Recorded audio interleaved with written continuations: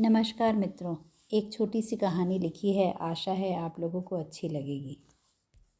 जीवन में घटी कुछ घटनाएं मन को छू जाती हैं। इस कहानी का शीर्षक है सुहागन। आज 15 दिन हो गए, निर्मला का बुखार अभी तक नहीं उतरा।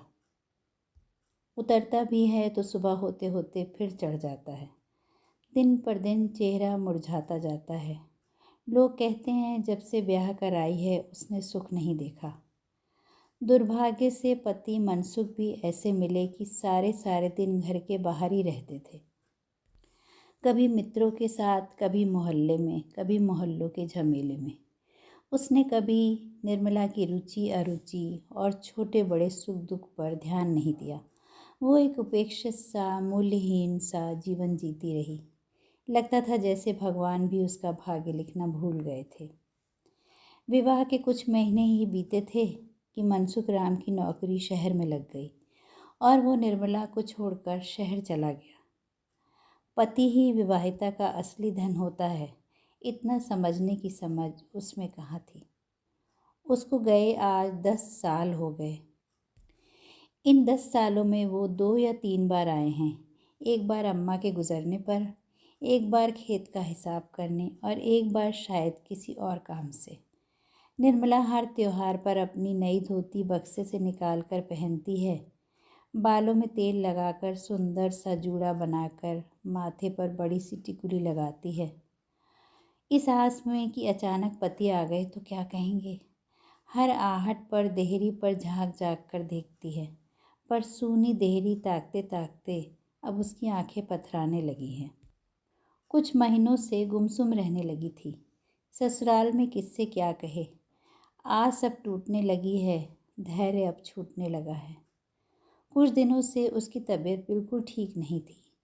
हालत चिंताजनक होती जा रही थी। कितनी बार वैद्य ने देखा पर कोई फ़ायदा ना हुआ। कल से पानी तक उसके गले के नीचे नहीं गया था।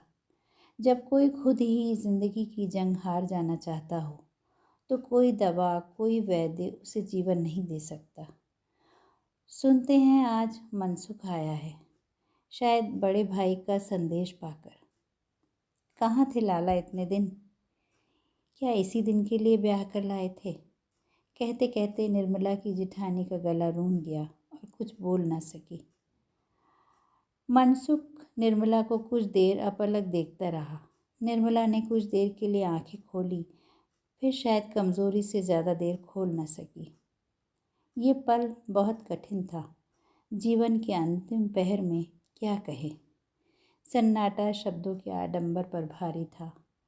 मौन ज़्यादा सुकून दे रहा था। मनसुख के चेहरे पर अपराध बोध था, पर इससे वो द्रवित नहीं था, संभवतः असहज था। निर्मला के अंतिम सफ़र की तैयारी हो रही है। पति के आने से उसके शेष पार्थिव जीवन में रौनक आ गई है। मनसुख ने अंतिम बार उसकी मांग में अपने हाथ से सिंदूर भरा है। घर की औरतों ने उसको लाल चुनरी उड़ा दी है। वो जाने के लिए सज धज कर तैयार हो गई है।